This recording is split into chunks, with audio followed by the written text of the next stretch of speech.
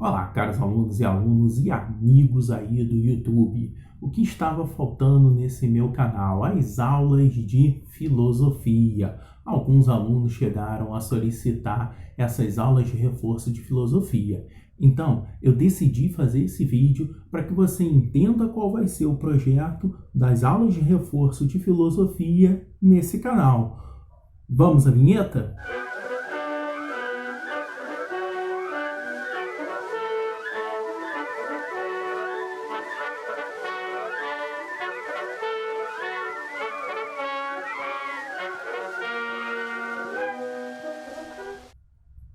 Bom, basicamente o que acontece?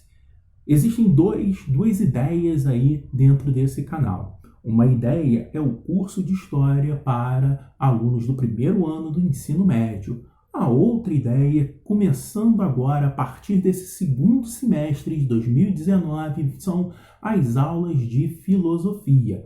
Porém, as aulas de filosofia elas não vão se organizar como um curso, como é o curso de História. As aulas de filosofia elas vão ter um outro viés, ou seja, uma outra pretensão. Qual é essa pretensão, professor? Basicamente é um reforço escolar. Aqui sim é de fato um reforço escolar para os meus alunos. Então, essa playlist que eu vou criar de reforço escolar de filosofia para primeiro ano e reforço escolar de filosofia para o segundo ano são playlists, são vídeos aí, aulas muito focado à minha prática docente como professor de filosofia. Ou seja, essas aulas, elas não vão ter algumas pretensões. Como?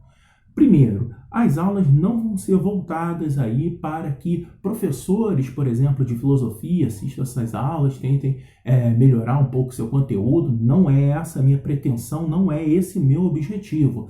Também ela não tem a pretensão de ser assistida aí por alunos cursando faculdade, graduação de filosofia. A minha pretensão é atender à necessidade aí dos meus alunos de filosofia, certo? Então, é bom a gente frisar essas coisas. Eu sei que estou sendo repetitivo, mas é bom a gente frisar, por quê? Para que não seja criada, digamos assim, uma expectativa em cima do canal que ela não vai ser cumprida. Então, o objetivo é muito claro. Como é que se dá as minhas aulas de filosofia? Primeiro que elas são bem diferentes das aulas de história. Enquanto história, eu crio a ideia do mapa conceitual, construo o que eu chamo com os meus alunos de quadro explicativo. Em filosofia não tem absolutamente nada disso. E em filosofia eu dou aula atualmente, em 2019, para turmas de primeiro ano e para turmas de segundo ano. As aulas de primeiro ano têm uma formatação e as aulas de segundo ano terão outra formatação. Então vocês vão poder verificar isso nos vídeos. Claro, aquele que se interessar em assistir os vídeos de filosofia de primeiro ano e de segundo ano. Então, vamos lá. A formatação dos vídeos de filosofia do primeiro ano. Qual o objetivo aí? Construir o conhecimento com eles, apresentar a ideia da filosofia. Eu faço um recorte, trabalho só a filosofia clássica e alguns outros temas aí pontuais ao longo do ano.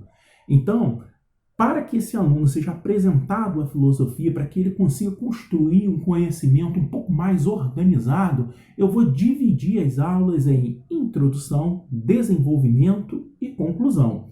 Qual é o meu objetivo com isso? Que o aluno consiga produzir um texto respeitando essa ordenação, essa organização textual e que cada aula esse aluno consiga produzir um texto. Então, a cada aula, a cada videoaula dessas, os meus alunos devem produzir um texto com introdução, desenvolvimento e conclusão, seguindo, obviamente, a ordem da aula.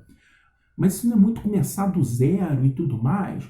A minha ideia é exatamente essa, começar do zero, a partir de produção textual e, obviamente, a produção de conhecimento, certo? Então, para esses alunos, para a playlist de reforço escolar em filosofia de primeiro ano, a organização das aulas serão introdução, desenvolvimento e conclusão. Isso não se aplica às minhas turmas aí de segundo ano. Por quê? Basicamente, eu acredito que os alunos já estão de segundo ano mais familiarizado com a ideia aí de produção textual. Portanto, não é mais necessário essa organização didática da aula em introdução, desenvolvimento e conclusão. Eu explico para eles que a aula seria quase como um todo de desenvolvimento, com algumas nuances de introdução e algumas nuances aí de conclusão. Cabe ao aluno olhar a aula, olhar a formatação, o entendimento dele e construir o seu próprio texto, respeitando essa organização de introdução, desenvolvimento e conclusão. Por que isso é tão importante? Porque uma das minhas avaliações como professor é o que eu chamo de portfólio. Portfólio é a soma desses textos. Cada aula dada, cada vídeo aula dessa, o aluno tem que produzir um texto. Simplificar a ideia aqui. Digamos que eu tenha 5 aulas ao longo do terceiro bimestre.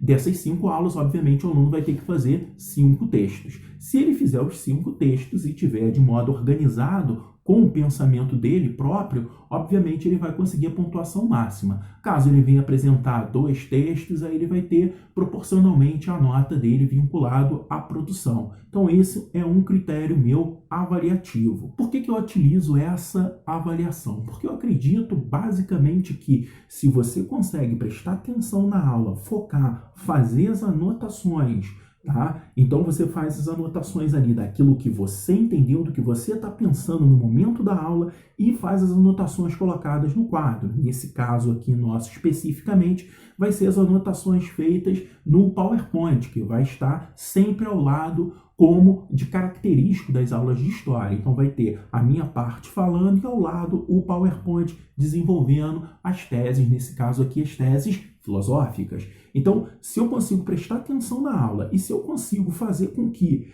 aquilo que eu entendi da aula seja escrito no papel, eu vou ter um desenvolvimento maior da minha capacidade argumentativa, da minha capacidade de entendimento daquela matéria. Então, eu prestei atenção, assisti o vídeo e depois fiz a produção textual. Essa minha produção textual, com as ideias que eu tenho sobre aquela matéria aplicada, dada pelo professor, vai fazer com que eu tenha um desenvolvimento muito grande e, obviamente, o aluno que faz o portfólio, faz todas as aulas, ele tem um entendimento maior e tem uma capacidade mais adequada de fazer a avaliação. Então, quando vai chegar a minha avaliação final, ele vai ter condições, obviamente, de fazer essa avaliação com mais assertividade, gerando uma nota melhor. Então, a ideia, a estrutura desse...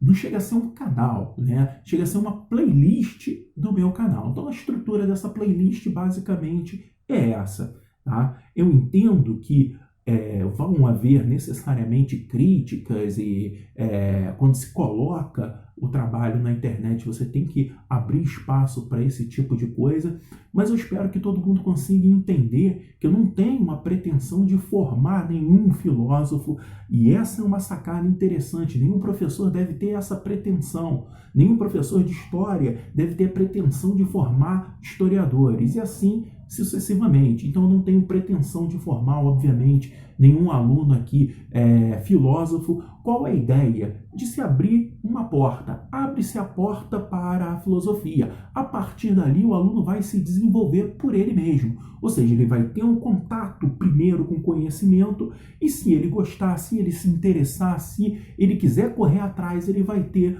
meios, caminhos para se desenvolver propriamente. E aí esses caminhos podem ser em várias outras videoaulas com filósofos que a gente tem no YouTube. O YouTube tem uma parte educacional muito vasta, muito interessante. Pode aprender nos livros ou propriamente ler os autores, coisa que é espetacular para qualquer um, seja ele do ramo da história, geografia, física, química. Ler diretamente o autor é algo espetacular. Bom, eu vou ficando por aqui e esse é a minha organização dessa nova playlist do canal, a História para Professores e Alunos. Espero que tenha gostado, se inscrevam no canal e clique ali em gostei, que isso vai me ajudar bastante no desenvolvimento desse meu projeto que está se ampliando, ok? Obrigado e até a próxima!